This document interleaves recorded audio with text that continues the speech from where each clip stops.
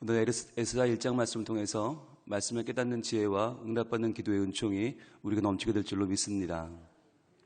이제 새로운 책을 들어갑니다. 에스라입니다. 에스라는 이미 우리가 만나봤어요. 바로 역대기, 지금까지 공부했던 역대기를 쓴 저자가 에스라입니다. 그래서 역대하가 끝나는 부분과 에스라가 시작하는 부분이 만나요. 오늘 읽은 에스라 1장의 본문과 똑같은 부분이 어디 있냐면 바로 전장, 역대하의 마지막 장, 역대하 마지막 36장의 제일 끝부분 22절과 23절 두 절로 한번 같이 우리 읽어보겠습니다. 바로 위에 있습니다. 역대하 마지막 장 36장의 22절 23절 같이 읽습니다. 시작. 바사의 고레스 왕 원년에 여호와께서 예레미야의 입으로 하신 말씀을 이루시려고 여호와께서 바사의 고레스 왕의 마음을 감동시키심에 그가 온 나라에 공포도 하고 조서도 내려 이르되 바사 왕 고레스가 이같이 말하노니 하늘의 신 여호와께서 세상 만국을 내게 주셨고 나에게 명령하여 유다 예루살렘의 성전을 건축하라 하셨나니 너희 중에 그의 백성된 자는 다 올라갈지어다. 너희 하나님 여호와께서 함께 하시기를 원하노라 하였더라.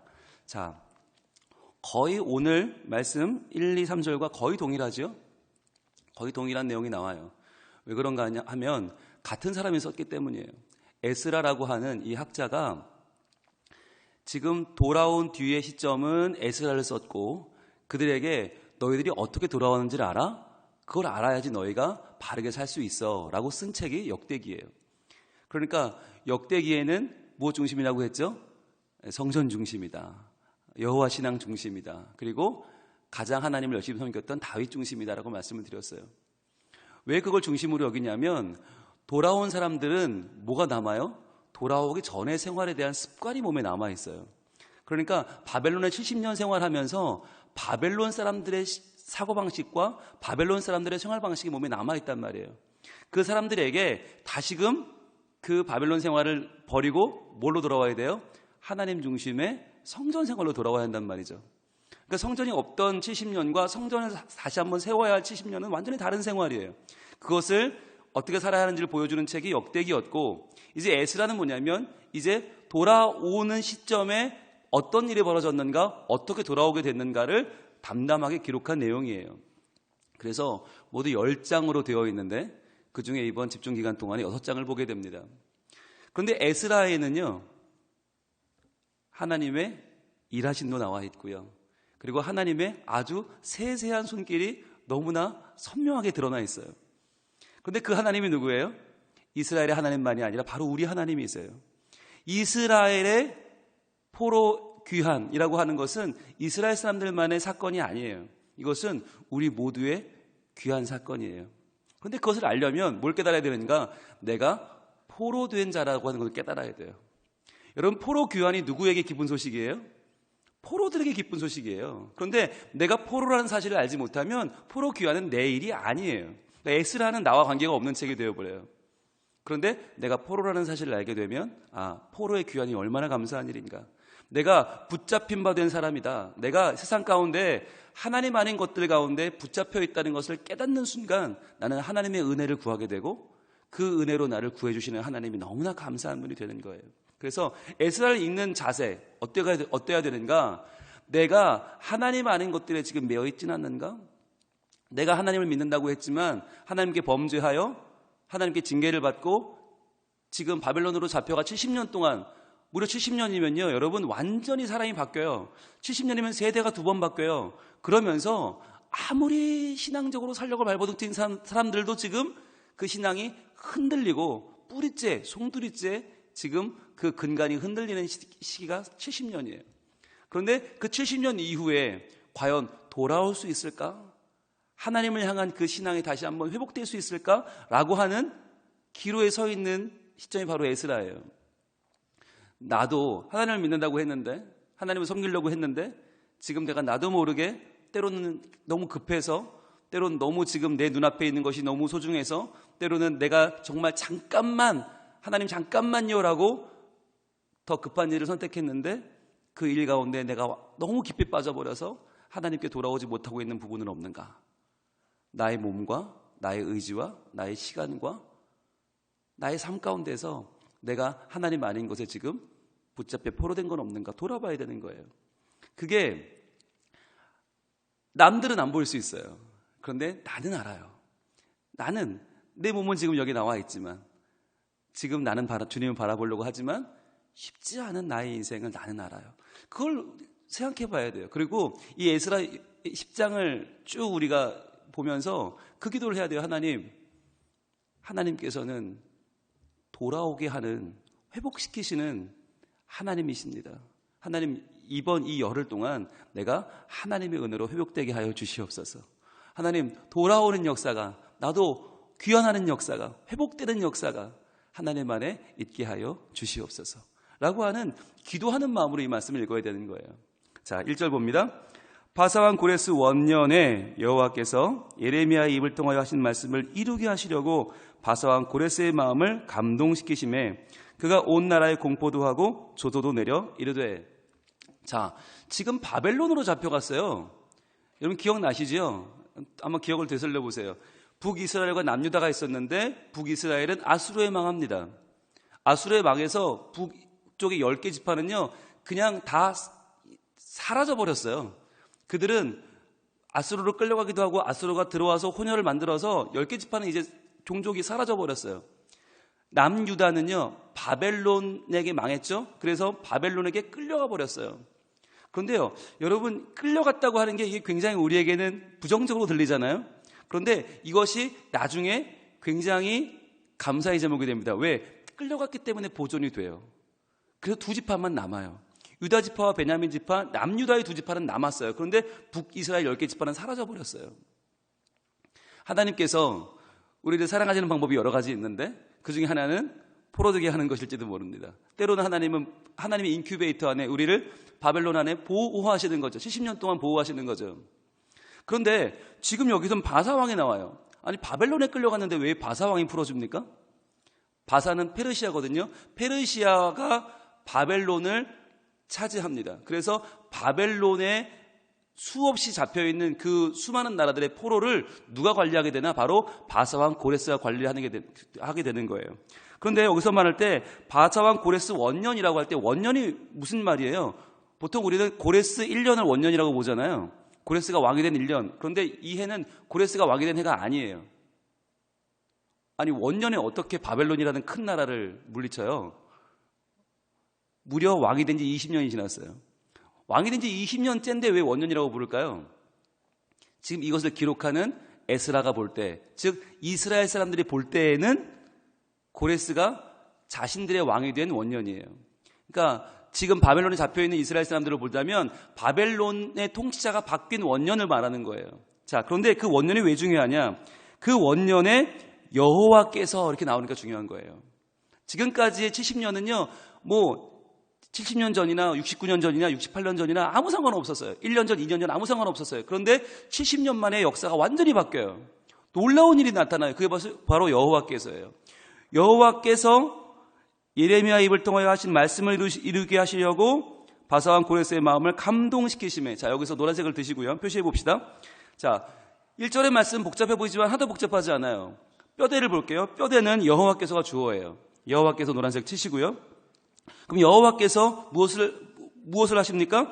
말씀을 이루게 하시려고. 이게 두 번째죠. 자, 여호와께서 밑줄 치시고, 두 번째 말씀을 이루게 하시려고, 그 다음에 실제로 뭘 하게 하세요? 마음을 감동시키시며. 이게 뼈대예요. 하나님께서, 여호와께서 무슨 일을 하십니까?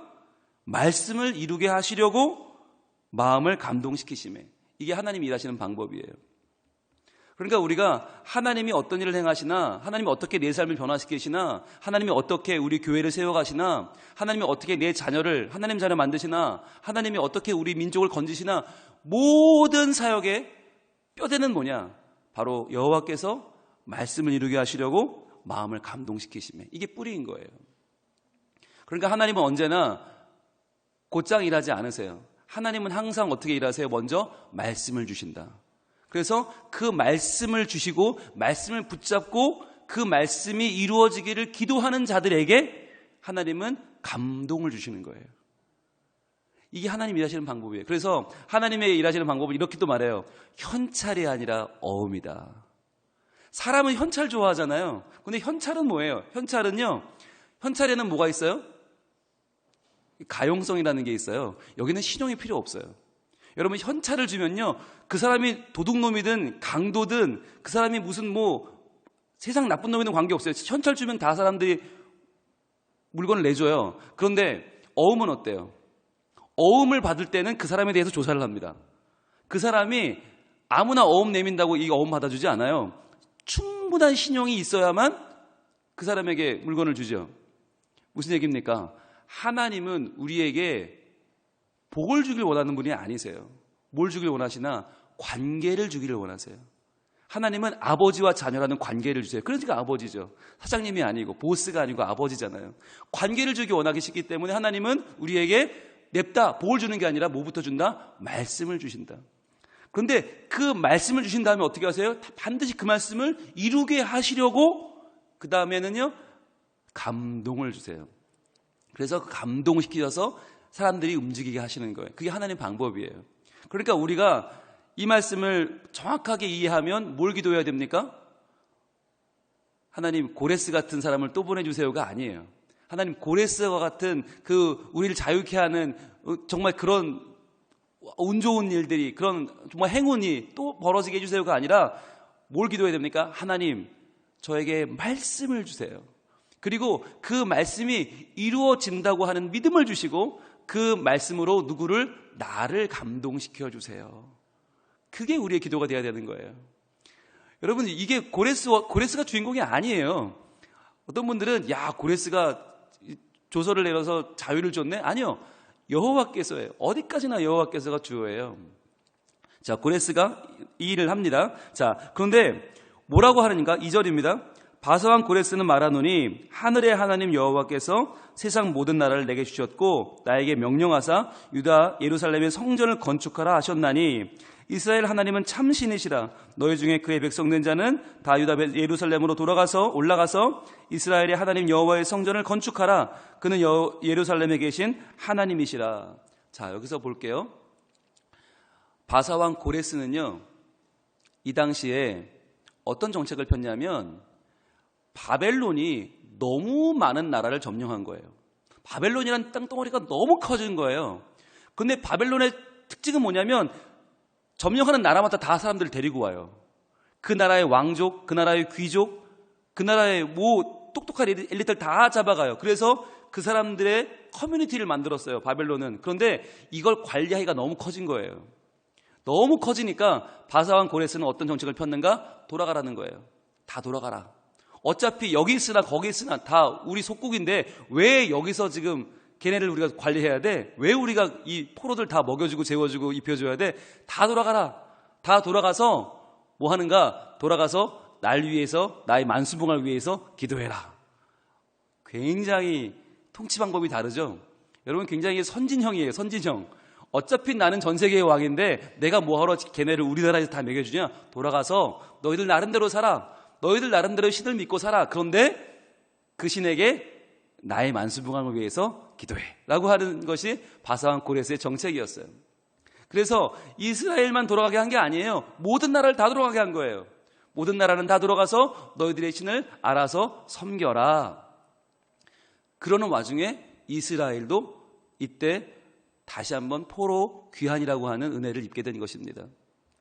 그런데요, 한편으로 보면 우리가 설마 그랬을까 싶잖아요. 설마, 아무리 이 옛날 이야기지만, 고대 근동의 옛날 이야기지만, 아무리 자기가 열심히 전쟁해서 차지한 속국을 돌려보내다니 이게 말이 되나? 이게 이런 일이 벌어질 수 있나? 우리는 이게 성경이니까 이렇게 말을 하는 거지 실제로 이랬을까라는 마음이 들잖아요. 그래서 제가 사진을 오늘 2장 준비했는데 먼저 한 장 보여주세요. 이것이 고레스의 무덤이에요. 고레스의 무덤. 오늘 나오는 이 고레스의 무덤. 무덤이 왜 중요합니까? 이 사람이 실존했다라고 하는 증거이기 때문이에요. 제가 고레스를 보여드릴 수는 없어요. 이미 죽은 사람이니까. 대신에 고레스의 무덤을 보여드립니다. 고레스는 실존했던 사람이에요. 그러면 또 하나, 그럼 고레스가 내린 조서가 있냐? 그 증거가 있냐? 예, 있습니다. 보여주시죠. 이 당시에 고레스의 조서입니다. 이 당시 조서는요, 종이에 쓰여지지 않았습니다. 이런 식으로 원통으로 만들었어요. 원통으로 만들어서 이것을 전해지는 곳곳마다 이 원통에 있는 내용들을 읽게 만들었어요. 이 원통에 뭐라고 써 있냐면 바로 오늘 2절과 3절과 4절에 적혀 있는 이 말씀이 적혀 있어요. 모든 나라는 다 돌아가라. 이스라엘만이 아니에요. 모든 나라는 다 돌아가라. 난 너희들의 통치권만 가지고 있지 실제로 너희는 너희 나라 가서 너희 신 섬기고 너희 제사 드리면서 너희가 살아. 다 돌려보냈다는 거예요. 여러분, 이렇게 보면 어떻게 볼 수 있을까요? 이걸 어떤 사람들은 야, 그러면은 이게 무슨 하나님의 은혜야? 고레스의 정책일 뿐이지 라고 말하거든요. 어떻게 생각하세요? 이게 하나님의 은혜입니까? 아니면 고레스의 정책입니까? 우리는요, 이 두 가지 극단을 조심해야 돼요. 하나는 완전히 세상적으로 보는 거죠. 아니, 그거 고레스가 그 나라의 정책상 이렇게 다 돌려보내게 한 것 뿐이지 이거 하나님이 하신 일이 없다. 이건 세상적인 눈이죠. 또 하나는 하나님이 이스라엘 때문에 그랬다는 거예요. 하나님이 이스라엘을 돌아가게 하려고 고레스의 마음을 움직였다. 그러니까 다른 나라는 소용없어. 다른 나라 돌아간 거는 이거는 우리가 알 필요도 없고 이건 역사적 사실도 아니고 오직 이스라엘만 하나님이 구했다. 이게 편협한 기독교적 시각이죠. 그런데 어떻게 봐야 되는가? 성경을 볼 때 이 두 가지를 같이 봐야 되는 거예요. 왜? 하나님은 어떤 분이세요? 말씀을 이루게 하시려고 감동시키는 분이다. 우리가 그걸 알고 있으면 그게 한쪽으로 치우치지 않을 수 있는 거예요. 항상 우리는 뭘 가지고 있어요? 성경적 통합 신앙관을 가지고 있어야 돼요. 그러니까 하나님은 이스라엘 백성을 구원하기 원하시죠. 그러나 그 일을 위해서 고레스를 감동시키셔서 이스라엘뿐만 아니라 모든 나라들을 다 돌아가게 하셨다라고 하는 거예요. 그러니까 실제로 벌어진 역사적 사건도 사실이고, 그러나 그 배후에는 뭐가 있어요? 하나님께서 말씀을 이루시려고 고레스를 감동시킨 사건이 있었다라고 하는 것이죠. 이걸 인정하는 게 왜 중요하냐면, 이걸 인정하지 않으면요, 우리 생활 속에 벌어지는 사건들을 우리가 잘못 해석할 수 있어요.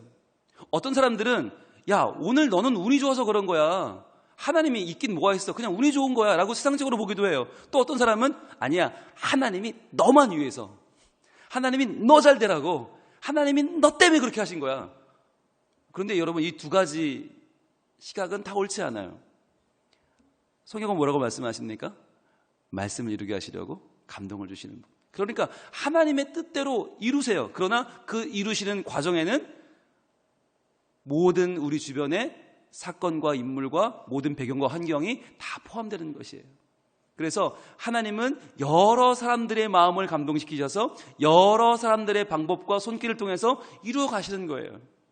그걸 나만이라고 말하면 굉장히 이기적이 되는 것이고, 그런데 뭐 어쩌다 보니 그렇게 된 거지라고 말한다면 너무 세상적인 것이죠. 그래서 하나님은 하나님의 손길로 나를 인도하시되 내 주변 사람들과 함께, 내 가족들과 내 교회와 내 민족과 내 나라와 내 모든 주변들을 함께 인도해 가신다라고 보는 것이 신앙적이다. 왜 그렇게 봐야 되는가? 그러지 않으면 우리의 신앙이 너무 좁아요. 우리의 신앙이 겨우 고작 내 마음 하나 바뀌는 거, 나 하나 구원 얻는 걸로 끝나버려요. 여러분, 신앙은 그렇게 작은 것이 아니에요. 신앙이란 그렇게 개인적이고 그렇게 이기적인 것이 아니에요. 하나님은 우리 모두를 하나님의 뜻대로 변화시키기를 원하신다. 그래서 하나님은 오늘도 보시면 한 나라를 대상으로 일하시고 숱한 나라들이 하나님의 뜻대로 지금 자유를 얻는 장면을 보여주고 계신 거예요. 그래서 오늘 보시면 2절에 바사왕 고레스는 말하노니 하늘의 하나님 여호와께서, 자, 이 말은요, 뭐 고레스가 하나님을 믿었다는 이야기가 아니에요. 하나님만 믿었다는 이야기가 아니에요. 하나님도 믿었겠죠. 그러나 하나님만 믿은 게 아니에요. 여기서 말하는 하늘의 하나님이라는 뜻은 그 당시 페르시아의 신과는 두 가지인데, 땅의 신과 하늘의 신이에요. 땅의 신은 암흑의 신, 하늘의 신은 빛의 신이에요. 그러니까 이 두 가지 신 중에 암흑의 신은 가두는 신이고 억압하는 신이고 죽이는 신이고, 하늘의 신은, 빛의 신은 살리는 신이고 해방시키는 신이에요. 그러니까 지금 해방시키는 때는 어떤 왕에 기도해야 돼요? 하늘의 신에 기도해야 되는 거예요. 그러니까 하늘의 신이라고 말했어요. 그런데 하늘의 신인데 자기네 신의 이름을 붙이지 않고 여호와라고 했어요. 왜 그런가? 바로 유대인들의 신앙을 이해하고 있었다는 거죠. 그러니까 유대인들의 언어로 말하는 거예요. 너희의 방식대로 한다면 여호와, 하늘의 하나님 여호와께서 세상 모든 나라를 내게 주셨다. 그렇죠. 이 당시에 알려진 모든 나라를 다 정복했으니까. 나에게 명령하사 유다 예루살렘에 성전을 건축하라 하셨나니. 자, 딱 나를 지정하죠. 공간을. 왜? 너희는 유다 사람들이니까 유다로 돌아가라. 각각 나라를 자기 나라로 돌아가라고 말한 거죠. 그러면서 3절 이스라엘의 하나님은 참 신이시라. 여러분, 이게 중요한 거예요. 아까 분명히 하늘의 하나님 여호와라고 할 때는 그건 자기네 신이거든요. 그런데 여기서 말하는 3절에 이스라엘의 하나님은 참 신이시다. 이건 이스라엘의 하나님이거든요. 그럼 어떻게, 궁금한 거, 고레스는 어떻게 이스라엘의 하나님이 참 신인지를 알게 되었을까요? 이 이방 나라 사람이. 이게 여기부터가 중요한데. 자, 그러면 고레스는 어떻게 이 각 나라를 돌아가게 하는 이 조서를 쓰면서 하필이면 이스라엘, 하필이면 유대, 하필이면 예루살렘이란 말을 여기 넣었을까? 어떻게 하나님에 대해 생각하고 보게 되었을까라는 거죠. 누구 때문이었을까요? 누가 알려줬을까요? 고레스에게 알려준 게 누굴까요? 한번 봅니다. 다니엘 6장 28절로 갑니다. 다니엘 6장 28절.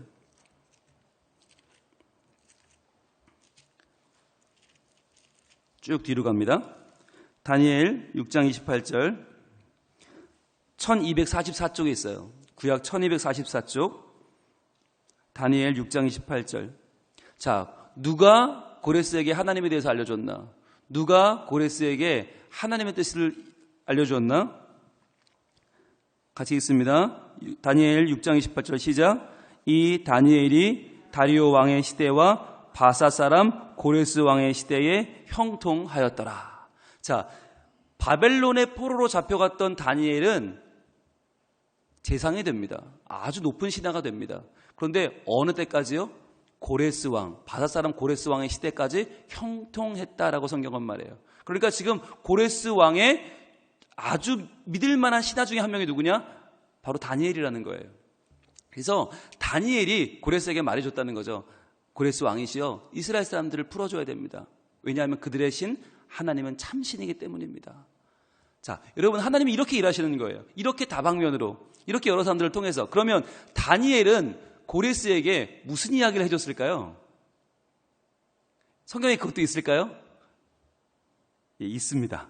이사야 44장으로 갑니다. 이사야 44장. 다니엘은 바로 이 이사야의 예언을 고레스에게 들려줍니다. 자, 하나님은 뭐라고 예언하셨을까? 이사야 44장 28절. 이사야는 포로로 잡혀가기 전에 선지자거든요. 근데 포로로 잡혀가기도 전에 있던 그 선지자 이사야가 뭐라고 예언을 했냐면 이런 예언을 합니다.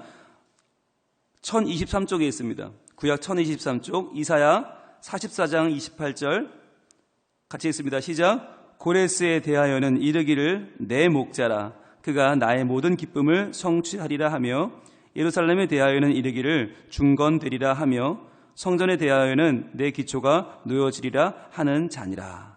자, 고레스는 내 목자다. 그가 나의 모든 기쁨을 성취할 것이다 라고 예언하셨어요.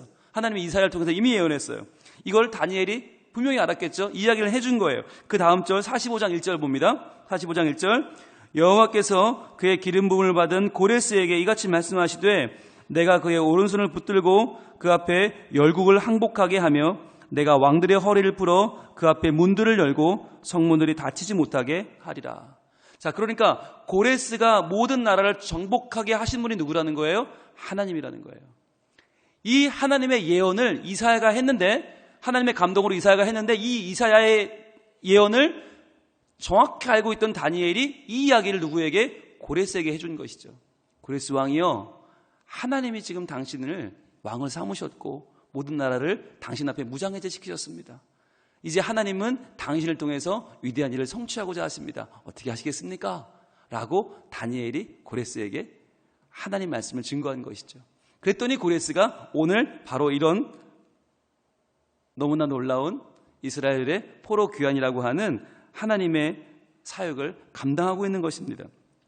자, 그런데 여기 또 한 가지 재미있는 걸요. 3절에 보시면 오늘 본문 돌아옵니다. 에스라 1장 3절에 자, 너희 중 그의 백성된 자는 다 유다 예루살렘으로 올라가서라고 하죠. 보통 여러분 수도에서 지방을 갈 때 내려간다고 하잖아요. 근데 여기서는 왜 올라간다고 썼을까요? 지금 바벨론에 있는 사람들이 이스라엘로 가면 내려가는 거 아닙니까? 근데 왜 올라간다고 썼을까요? 네, 예루살렘은 해발 830m예요. 가본 분들은 알아요. 이게 너무 높아요. 워낙 높은 데 있는 도시라 어디서든 예루살렘은 올라간다라고 표현을 합니다. 그래서 해발 830m 올라가는데, 근데 중요한 건 4절입니다. 그 남아있는 백성이 어느 곳에 머물러 살든지 그곳 사람들이 마땅히 은과 금과 그 밖의 물건과 짐승으로 도와주고 그 외에도 예루살렘에 세울 하나님의 성전을 위하여 예물을 기쁘게 드릴지니라 하였더라. 뭘 주문했냐면 그냥 가라는 게 아니에요. 그 주변 사람들이 금과 음과 필요한 건 다 주라는 거예요. 여러분, 이게 왜 이런 말을 할까요? 아니, 그러면은 주변에 이스라엘 사람들 주변에 바빌론 사람들은 손해게요? 돌로 보내는 것도 지금 억울해 죽겠는데 금은 폐물을 다 줘야 되니까 이거 왜 줬을까요? 여기에 하나님의 깊은 뜻이 있습니다. 여러분, 출애굽기 12장 봅니다. 출애굽기 12장. 오늘 여기까지만 볼 텐데요. 출애굽기 12장 25절, 26절 두 절 봅니다. 출애굽기 12장 35절, 36절 두 절 보겠습니다. 출애굽기 12장 35절, 36절. 이 사절의 의미는 무엇인가? 출애굽기 12장 35절, 36절 두 절입니다. 같이 읽습니다. 이스라엘 자손이 모세의 말대로 하여 애굽 사람에게 은금 패물과 의복을 구하매 여호와께서 애굽 사람들에게 이스라엘 백성에게 은혜를 입히게 하사 그들이 구하는 대로 주게 하심으로 그들이 애굽 사람의 물품을 취하였더라. 자, 바로 오늘의 이 포로 귀환의 역사가 제2의 출애굽이라는 거예요. 하나님은 지금 출애굽 당시에 이 사건을 이스라엘 백성에게 떠올리게 하시는 거예요. 출애굽할 때 이스라엘 백성은 그냥 나온 게 아니었어요. 그 주변 사람들에게 은금 폐물과 모든 물건들을 다 취해서 나왔단 말이에요. 바로 이 두 절의 말씀이 지금 재현되는 게 뭐예요? 바로 에스라 1장 4절에 나오는 고레스의 칙령이에요. 전혀 상관없는, 이 시대가 얼마나 많이 지났습니까? 그런데 이 상황 속에서 하나님이 고레스를 통해서 이스라엘 백성들을 못 만나게 하신 게 아니라 은금 폐물과 모든 필요한 물품을 다 챙겨주게 하신 이유가 뭐냐? 바로 지금 이 귀환이 제2의 출애굽이라고 하는 사실을 이스라엘 백성들에게 상기시키시는 하나님의 은혜입니다. 여러분, 은혜는 반복됩니다. 하나님의 크신 은총은 반복됩니다. 여러분, 이게 얼마나 귀한 은혜인지 몰라요. 우리는 한 번 은혜 받고, 아 그래, 난 그때는 은혜 받았었어. 아 그때는 나 하나님 사랑했었어. 아 그때는 하나님 참 좋았는데, 아 지금은 나는 망가졌어. 아 지금 나는 변했어. 지금 나는 할 수 없어라고 말해요. 아니요, 그렇지 않아요. 하나님은 한 번 출애굽시키시고 그 뒤로는 마음대로 네 맘대로 살아가 아니라 다시 한번 출애굽시키시고 다시 한번 귀환시키시고 다시 한번 회복시키시고 또 범죄했으나 그 범죄의 기한 70년이 차면 다시 한번 그들을 품어 안아주시는 그 백성은 사랑하시는 하나님이십니다. 오늘 우리가 기도하기를 원해요. 하나님, 제가 가장 하나님께 은혜 받았던 그 출애굽의 시기가 다시 회복되기를 원합니다. 하나님, 제2의 출애굽의 은혜를 주시옵소서. 다시 제3의 제4의 하나님의 은혜를 체험하고 그 은혜 때문에 다시 한번 새로워지는 저의 인생이 되게 하여 주시옵소서. 하나님, 이 새벽기도 집중기간에 다시 한번 내가 하나님께 나의 영혼을 집중하기를 원합니다. 나의 삶을 집중하고 나의 모든 앞날과 미래와 기대와 소망을 하나님께 집중하기를 원합니다. 하나님 안에 다시 한번 회복되고 은혜를 체험하고 귀환하고 돌아오고 하나님 안에 다시 한번 하나님 사람으로 우뚝 서는 변화의 사람이 되게 하여 주시옵소서. 주의 은총을 주시옵소서. 기도할 때 하나님 반드시 응답하시고 우리가 맺힌 것에서 묶인 것에서 풀려 돌아오는 하나님의 귀환의 역사, 회복의 역사가 반드시 우리에게 있을 줄로 믿습니다. 기도하겠습니다. 하나님 감사합니다.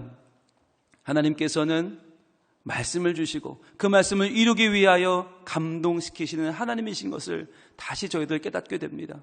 주님, 우리에게 주신 말씀이 하나도 땅에 떨어지지 않아 그대로 다 이루어질 줄로 믿사오니 그 말씀에 감동받는 우리들 되게 하여 주시고 말씀대로 사는 저희들 되게 하여 주시고 다시 한번 그 말씀 그대로 출애굽의 역사, 하나님의 은혜가 회복되는 우리의 삶, 우리의 심령이 되게 하여 주시옵소서.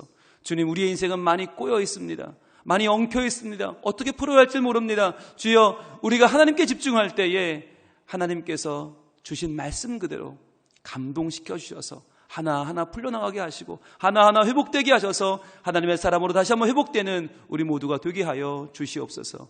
이 아침에 가지고 나온 간절한 기도를 들으시고 하나님의 뜻대로 우리 삶을 온전케 하실 줄 믿사오며 예수님 이름으로 기도합니다.